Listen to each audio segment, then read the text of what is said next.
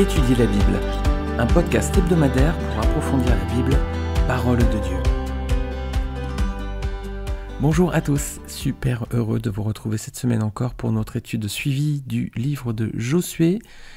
On va retrouver donc aujourd'hui dans cet épisode Josué qui est avec le peuple juif juste avant leur entrée dans Canaan et on va lire Josué chapitre 1 versets 1 à 11.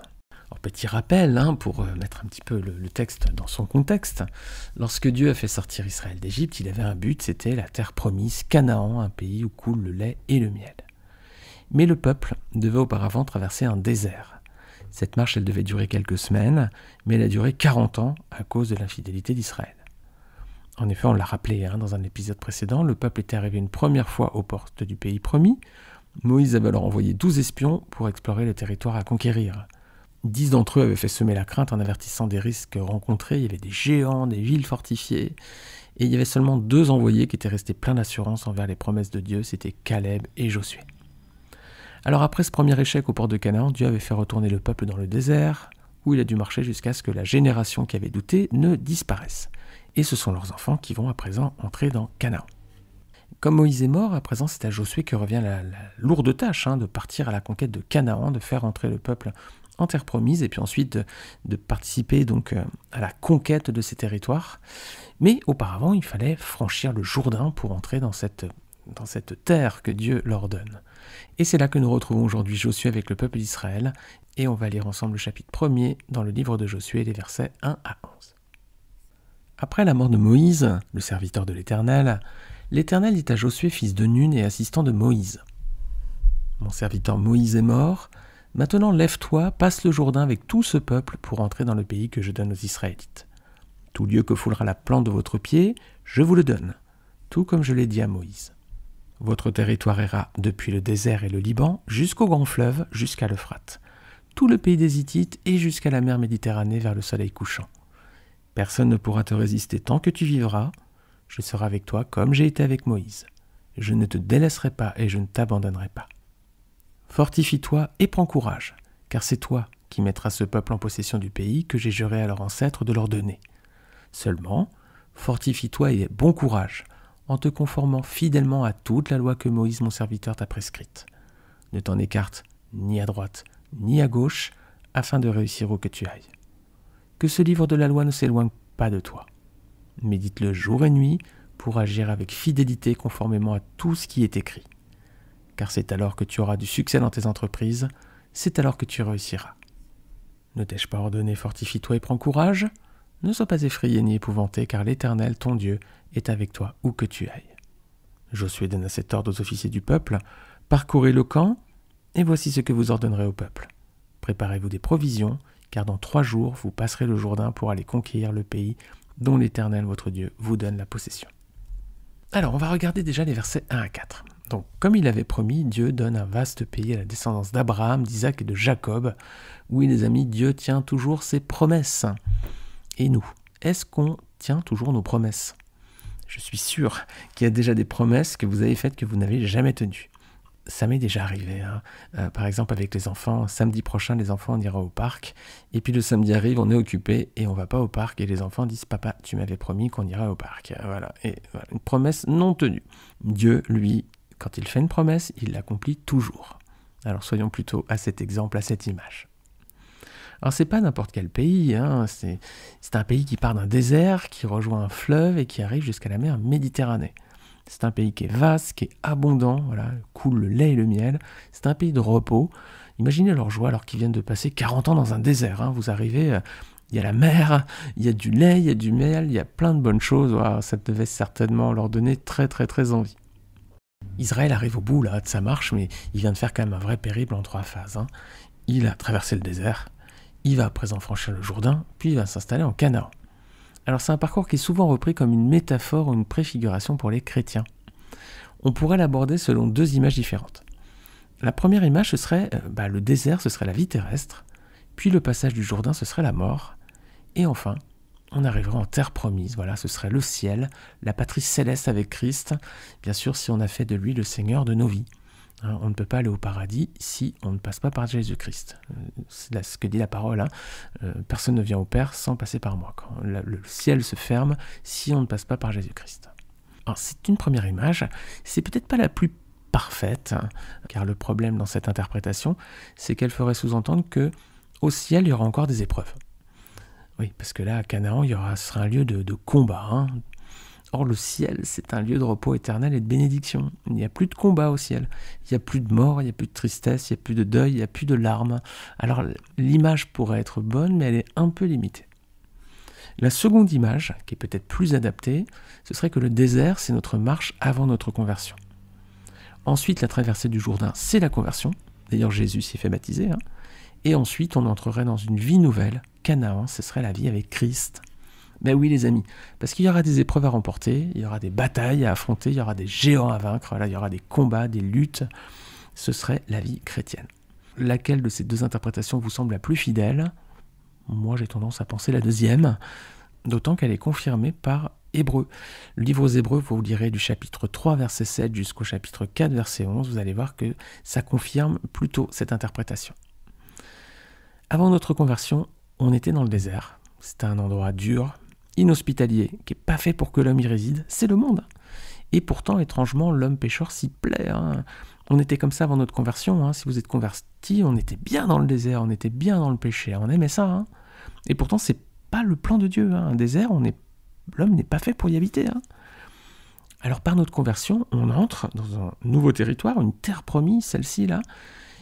Il y aura des combats, il y aura des luttes. Mais malgré tout, c'est un lieu de grâce et de bénédiction, et c'est là la place du chrétien, les amis. C'est pas dans le désert, c'est dans la terre promise, même s'il y a des géants à affronter. Honnêtement, vous pensez qu'il vaudrait mieux repartir dans le désert, là où on était avant, dans notre péché ? Non, il vaut mieux entrer de plein pied dans Canaan. Si vous êtes chrétien, allez-y, foncez. Et si vous n'êtes pas encore chrétien, foncez aussi. Dieu nous a promis à tous du lait et du miel. L'image suivante qui est liée, hein, c'est celle des peuples de Canaan. Voilà. Israël, quand il va rentrer dans le territoire, il va remporter de nombreuses victoires. Que symbolisent ces victoires ? Ce sont, pour nous chrétiens, nos victoires sur le péché. Qu'est-ce qui s'est passé avec Israël ? On le verra bientôt au fur et à mesure de ces différents épisodes de podcast. Israël avait reçu le commandement de détruire tous les peuples qui étaient en Canaan, parce qu'ils auraient été pour eux une pierre d'achoppement. Mais Israël ne va pas détruire l'ensemble de la population, il va cohabiter avec des restes de ce peuple, et ça va lui apporter bien des problèmes. Quelle image on a ici ? Ça nous montre pour nous chrétiens les dangers de ne pas mettre fin à certains péchés dans nos vies. Vous savez, ces péchés dont on n'arrive pas à se débarrasser, parce qu'on aime bien cohabiter avec eux. Hein. Alors chacun les siens, chacun ses luttes et ses combats, mais il y a des fois des péchés qu'on a du mal à supprimer et qu'on aime bien conserver. Hein. Regardez Hébreux 12, versets 1 et 2. Nous donc aussi, puisque nous sommes entourés d'une si grande nuée de témoins, rejetons tout fardeau et le péché qui nous enveloppe si facilement, et courons avec persévérance l'épreuve qui nous est proposée. Faisons-le en gardant les regards sur Jésus, qui fait naître la foi et l'amène à la perfection. En échange de la joie qui lui était réservée, il a souffert la croix en méprisant la honte qui s'y attachait, et il s'est assis à la droite du trône de Dieu. Est-ce qu'il y a, les amis, des luttes et des combats spirituels dans vos vies ? Oui. Et qu'est-ce qu'il faut faire pour remporter la victoire ? Il faut garder les regards sur Jésus, voilà. C'est lui qui donne la victoire, hein. Et il faut rompre définitivement de notre côté avec le péché, hein. Il ne faut pas cohabiter, voilà. C'est ce qui a conduit Israël à tomber ensuite dans l'idolâtrie, hein, à revenir en arrière d'une certaine façon, revenir à l'idolâtrie. Les populations qui sont restées sur le territoire vont causer la perte d'Israël. Alors méfions-nous, nous aussi, que ces péchés qui nous enveloppent si facilement, nous dit Hébreux, ne soient pas un piège pour nous et qui n'entravent pas dangereusement notre marche avec Christ. Avec le péché, il n'y a pas de compromis, il faut le détruire. Et c'est tout, il n'y a pas de négociation possible, c'est ce que nous dit la parole de Dieu. Alors je vous propose de regarder un autre aspect de ce texte, c'est pourquoi Dieu dit 3 fois à Josué la même chose, « Fortifie-toi et prends courage ». Dieu a choisi Josué pour remplacer Moïse. Alors c'était pas une tâche facile, hein, conduire tout un peuple, surtout un peuple aussi nombreux qu'Israël, et surtout un peuple aussi rebelle que lui. À la place de Josué, est-ce que vous auriez été inquiet ? Moi oui. Pourquoi ? Parce qu'on peut comprendre qu'il pouvait se sentir dépassé par la tâche. Hein. Il devait être, le pauvre, submergé par les craintes, le doute, la peur. Ce peuple était très grand, était très dur à conduire. Il y avait de quoi avoir très peur. Hein. Est-ce qu'il y a des choses, des amis, dans nos vies qu'on aimerait faire, mais dont on ne se sent pas capable? Regardez versets 6 et 9, Dieu va dire à 3 reprises la même phrase. Regardez. Verset 6, verset 7 et verset 9, fortifie-toi et prends courage. Alors, on va regarder ces 3 passages dans le détail et on va voir un petit peu les différences. Verset 6, Dieu dit une première fois à Josué, fortifie-toi et prends courage. Pourquoi? Regardez dans le verset, car c'est toi qui mettras ce peuple en possession du pays que j'ai juré donner à leurs ancêtres de leur donner. Est-ce que c'est une parole qui avait de quoi fortifier Josué? Oui, parce que Dieu a juré de donner cette terre à ses ancêtres. Et Dieu est fidèle. Donc si Dieu le dit, Dieu le fait. Voilà, c'est une première façon pour Dieu de fortifier Josué, de lui donner du courage. Il lui dit, pourquoi? Eh bien, parce que j'ai juré à leurs ancêtres de leur donner. Voilà, c'est moi qui l'ai juré, donc je vais le faire. Ça, c'est la première fois. Deuxième fois, versets 7 à 8, Dieu lui dit à présent, fortifie-toi et prends courage. Alors là, il n'y a plus le pourquoi derrière, il y a le comment. Regardez, il donne la méthode à suivre. Fortifie-toi et prends courage, versets 7 et 8. Comment? En te conformant fidèlement à toute la loi que Moïse, mon serviteur, t'a prescrite. Ne t'en écarte ni à droite ni à gauche, afin de réussir où que tu ailles, que ce livre de la loi ne s'éloigne pas de toi. Médite-le jour et nuit pour agir avec fidélité, conformément à tout ce qui est écrit, car c'est alors que tu auras du succès dans tes entreprises, c'est alors que tu réussiras. Dieu ne demande pas à Josué de faire une école supérieure de stratégie militaire, Saint-Cyr ou autre. Il lui recommande quoi? Lis et médite le livre de la loi. Voilà. Est-ce que c'est un bon conseil pour nous aussi, les amis? Oui, notre assurance doit se trouver dans la méditation de la parole de Dieu et dans l'obéissance à tout ce qui est écrit. Combien de fois on cherche la solution en nous-mêmes? Combien on passe de nuits d'insomnie à repasser nos problèmes et à chercher nos solutions en vain là? On a juste à nous nourrir de la parole de Dieu et du Seigneur, qui est la parole faite chair, et agir fidèlement selon cette parole. C'est en lisant la Bible, c'est en la méditant, c'est en agissant selon ce qu'on a lu, qu'on sera fortifié, qu'on sera fort, qu'on sera vainqueur. Comme Josué. Donc Dieu lui dit déjà, fortifie-toi et prends courage. Pourquoi? Parce que c'est moi-même qui ai promis que j'allais donner ce territoire, donc tu n'as pas à t'inquiéter. Ensuite, il lui répète, fortifie-toi et prends courage. Comment? Eh bien, en se conformant fidèlement à toute la parole de Dieu. Et il lui dit une troisième fois, fortifie-toi et prends courage, verset 9, et cette fois, c'est pas le pourquoi ni le comment, il ajoute un petit quelque chose, c'est une conjonction de coordination, c'est un car. Il lui dit, car l'Éternel, ton Dieu, est avec toi où que tu ailles. Voilà, Dieu lui dit de ne pas avoir peur, Il lui redit, je serai à tes côtés. Pourquoi est-ce qu'il lui répète? Il l'a déjà dit, non? C'est que Josué avait tout lieu d'avoir peur. Déjà, Josué connaissait l'environnement. Il avait fait partie des espions de la première exploration du temps de Moïse. Il savait qu'il y avait des armées redoutables, il savait qu'il y avait donc des géants, des villes fortifiées. Et puis en plus, ses amis qui n'auraient pas peur de partir en guerre. Je pense parfois à ceux qui ont eu les armes à la main, nos grands-parents pendant les guerres mondiales, et puis aujourd'hui encore, ceux qui se battent, mais qui n'auraient pas peur de vivre ça, de partir en guerre, quoi. Donc la crainte de Josué est légitime, c'est pour ça que Dieu est très présent et il lui parle à plusieurs reprises. 3 fois. Dieu a parlé, il lui a dit 3 fois la même chose. Fortifie-toi et prends courage. Mais à chaque fois donc pour une raison différente. La première, c'est pour lui donner la feuille de route, en lui rappelant cette assurance que c'est Dieu qui a promis de lui donner le territoire. La deuxième, pour lui donner la méthode à suivre, garder, méditer et mettre en pratique la loi de Moïse. Et enfin la troisième fois, c'est pour le rassurer et l'encourager, car l'Éternel lui-même sera à ses côtés pour combattre. Magnifique promesse de Dieu, n'est-ce pas les amis? Alors est-ce que Josué va être encouragé? Oui, verset 10 à 11, regardez, c'est quoi sa réaction? Il invective le peuple, il le met en ordre de bataille, ça y est, c'est parti. Le Seigneur a rechargé ses batteries, il lui a donné la confiance dont il avait besoin. En avant. Est-ce que Josué est un vrai homme de foi? Oui, À aucun moment il ne semble douter. Si Dieu l'a dit, Dieu le fera. Est-ce qu'on est toujours comme ça, les amis? Ou est-ce qu'on a peur parfois que Dieu nous abandonne? J'aimerais qu'on soit... Moi, le premier, j'aimerais être comme Josué, toujours fidèle et plein de confiance dans les promesses de Dieu. Est-ce qu'on doute pas parfois? Aïe, aïe, aïe. Alors, est-ce que Josué, c'est un vrai homme de foi? Oui, vraiment. Alors, est-ce que Josué est aussi un vrai leader? Ah oui, regardez avec moi, versets 10 et 11. Josué donne à cet ordre aux officiers du peuple. Parcourez le camp, et voici ce que vous ordonnerez au peuple. Préparez-vous des provisions, car dans 3 jours vous passerez le Jourdain pour aller conquérir le pays dont l'Éternel, votre Dieu, vous donne la possession. Alors, vous voyez ce qu'il fait, Il réunit ses officiers, donc il a le sens de l'organisation et de la hiérarchie. Il leur donne des ordres, il n'est pas, Josué, dans ce qu'on appelle aujourd'hui le management participatif. Hein. Il n'est pas en train de dire à tout le monde, on va prendre une décision en commun, on va voir le meilleur compromis. Non, c'est lui qui donne les directions, les directives. Hein. C'est un vrai leader, un vrai meneur d'hommes, ce Josué. Il a décidément beaucoup de qualités, il l'avait prouvé lors de la première mission il y a 40 ans, lorsqu'il avait fait partie du premier groupe d'espions. Il le montre encore aujourd'hui. Alors pour conclure cette étude, la conquête de Canaan et l'exemple de Josué contiennent de nombreuses leçons pour nous chrétiens du XXIe siècle. Premièrement, ça nous montre que ce n'est pas facile d'être un enfant de Dieu. Il y a de nombreux combats à mener, il y a des villes fortifiées, il y a des géants, on a nos géants dans nos vies, on a nos luttes. Quelqu'un a dit que la vie chrétienne, c'est pas pour les faibles. Et en effet, les amis, c'est plus facile de céder au péché que de s'y opposer. C'est plus facile de tomber dans ce qui nous tente plutôt que de l'affronter.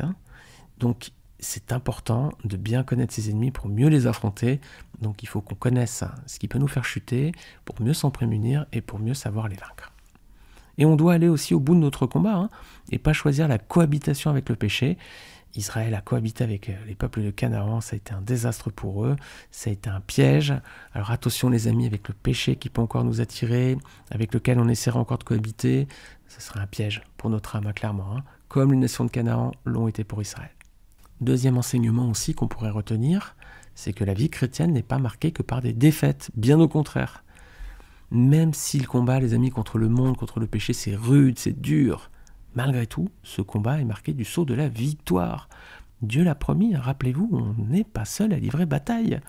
Josué chapitre 1, verset 5, Dieu dit « Personne ne pourra te résister tant que tu vivras, je serai avec toi comme j'ai été avec Moïse, je ne te délaisserai pas et je ne t'abandonnerai pas. » Je pense que ce verset est aussi pour nous chrétiens du XXIe siècle. Dieu nous dit « Personne ne pourra te résister tant que tu vivras, je serai avec toi comme j'ai été avec Moïse, je ne te délaisserai pas et je ne t'abandonnerai pas. » Voilà les amis, face au péché, Dieu est avec nous. Ensuite, il nous appartient simplement de lire la Bible, de méditer constamment la parole de Dieu et d'agir fidèlement selon celle-ci. Le Seigneur va agir pour nous, mais ça ne veut pas dire qu'on doit rester les bras croisés. Josué, le peuple avait les armes à la main, nous aussi luttons avec les armes qui sont les nôtres, la parole de Dieu. Et enfin, ne restons plus dans le désert, entrons dans Canaan pour en prendre pleine possession. Notre Seigneur est tout-puissant, les amis, il nous aime, il veut nous bénir, il veut nous donner la victoire. Alors soyons courageux, oui, il y aura des combats, mais le Seigneur combattra lui-même pour nous. Et j'aimerais lire un dernier verset pour terminer, Romains 8, verset 37, qui nous dit « Oui, dans toutes ces choses, nous sommes plus que vainqueurs par celui qui nous a aimés. » Amen. Merci les amis, j'espère que cet épisode vous aura encouragé. Alors c'est pas cet épisode, mais c'est la parole de Dieu qui vous a encouragé. Moi, elle m'encourage à chaque fois, surtout Josué chapitre 1. C'est toujours une bénédiction d'entendre comment Dieu fortifie Josué et il nous fortifie aussi à travers ces textes. Quand on est dans les épreuves, quand on est dans le doute, quand on est dans la tristesse, quand on est dans la peur, relisons toujours Josué chapitre 1. C'est magnifique le témoignage de Dieu aux côtés de cet homme, comme il l'a aimé, comme il l'a fortifié, comme il nous aime et nous fortifie à travers ces textes qui nous parlent encore.